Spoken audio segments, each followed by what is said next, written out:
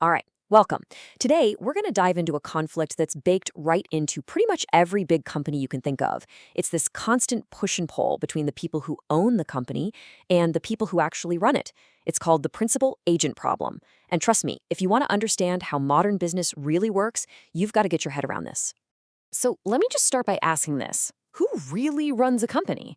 I mean, the answer seems simple, right? But as you're about to see, it's way more complicated than you might think. And that complication, well, that's where our whole story really begins. You see, in most big public companies, there's this massive split. On one side, you've got the owners, the shareholders, the folks who put up the money. And on the other side, you've got the directors and the managers. They're the ones with control, making all the day-to-day decisions. And this separation is the absolute starting point for everything we're going to talk about today. Okay, so here's the game plan. We'll kick things off by really digging into that separation of ownership and control. Then we'll define the agency problem that it creates. After that, we'll look at the actual real-world costs of this conflict, check out the tools companies use to try and fix it, and finally, we'll zoom out and take a wider view that goes beyond just the shareholders. So, first up, ownership versus control. How on earth did we get here? How did we end up in a world where the owners of a company are often so far removed from the people who are actually calling the shots? Well, it definitely wasn't always this way. Back in the day, the owner was the manager, simple as that. But then businesses started to grow, and to get big, they needed more money. And that meant selling off pieces of the company, shares, to the public. All of a sudden, you had thousands of owners, and it was pretty much impossible for them all to be involved. So what did they do? They had to delegate. They hired professional managers to run the show, and boom, that's what created the fundamental separation we see everywhere today. All right, on to our next section. This separation creates a really specific kind of relationship, and it's one that has a built-in potential for conflict right from the get-go. So the academic framework for understanding all this is called agency theory. It basically describes any relationship where a principal, and in our case that's the shareholders, hands over decision-making power to an agent, which here would be the company's directors. The whole idea is that the directors are supposed to act on behalf of those shareholders. And that brings us right to the heart of the matter, the agency problem. The big question is this: how do the shareholders, the principals, make absolutely sure that the directors, their agents, are actually acting in their best interest, which is usually all about making more money, and not just chasing their own personal agendas?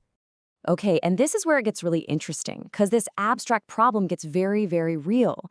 Agents, the directors, they might want huge salaries or really cushy perks. They might set up golden parachutes, which are these massive payouts for themselves if the company gets bought out.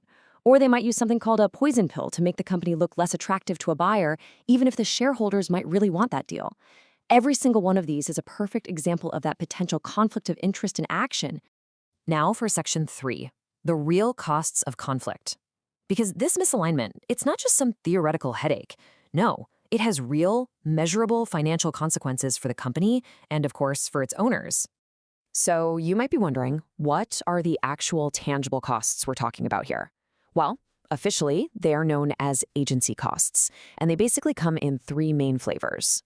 First up, you have monitoring expenses. This is literally the money shareholders have to spend just to keep an eye on management. Think about the cost of hiring external auditors or paying for a board of directors with independent members whose whole job is to watch over the executives. It's basically the cost of surveillance. The second type is what we call bonding costs. This is kind of the flip side. It's the time and money management spends to prove to shareholders that they're being trustworthy. This could be anything from preparing super detailed financial reports to setting up complicated internal rules. It's the cost of proving you're loyal. And finally, there's residual loss. And honestly, this is the most frustrating one of all. It's the value that's lost anyway, despite all the monitoring and all the bonding. It's the manager deciding to overpay for an acquisition just to build a bigger empire, or the cost of that fancy new corporate jet. It's the wealth that shareholders lose just because getting that perfect alignment is, well, pretty much impossible. So, let's move on to aligning interests. Faced with this problem and all its costs, how do companies actually try to solve it? Well, that is where the corporate governance toolkit comes into play. When you boil it down, there are really 3 main strategies. First, you can try to incentivize the agents to think more like the principals. Second, you can get better at monitoring what they're doing. And third, you can empower the shareholders themselves to take more direct action. Let's start with the most common approach, incentive schemes. The logic here is actually pretty simple. If you can't force them to act in your interest, maybe you can make it so it's in their interest too. So the whole key here is to directly link the director's personal wealth to the wealth of the shareholders. And you do this with things like performance bonuses that are tied to profits, or even more directly with share options that give directors the chance to buy company stock at a good price. The goal is to make them want that share price to go up just as badly as any other investor does. Now, the other side of that coin is better monitoring, and crucially, empowering shareholders to act on what they see. This is really all about accountability. And make no mistake, shareholders are not powerless here.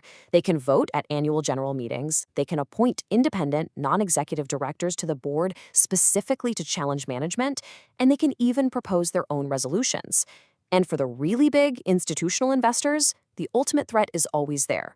Just sell your shares. A huge sell-off can absolutely tank a stock price and maybe even make the company a target for a takeover. All right, our final section, beyond shareholders. For a long time, this intense focus on the principal agent problem basically defined corporate governance. But recently, a new question has started to pop up. Are shareholders the only group that really matters? I mean, is fixing that relationship between shareholders and directors really the whole story? More and more, the answer people are giving is no. And this is what leads us away from just agency theory to a much broader idea, stakeholder theory. And this matrix, it's a brilliant way to see that new perspective in action. This is the Mendeley matrix, and it maps out all the different stakeholders on two simple axes: how much interest they have in the company and how much power they have to influence it. This forces a company to think much more strategically. Someone with high power and high interest, like a major customer, they're a key player, and you have to manage that relationship very closely. But what about a group with high interest but low power, like the local community? Well, they need to be kept informed. It completely transforms governance from a simple owner-manager problem into this really complex and fascinating balancing act. Which leaves us with one final and pretty provocative thought. What is the ultimate duty of a modern corporation? Is it just to solve that agency problem and maximize wealth for its shareholders full stop? Or does it have a much bigger, broader responsibility to all of its stakeholders and maybe even to society as a whole? That right there is the question that's defining the future of business.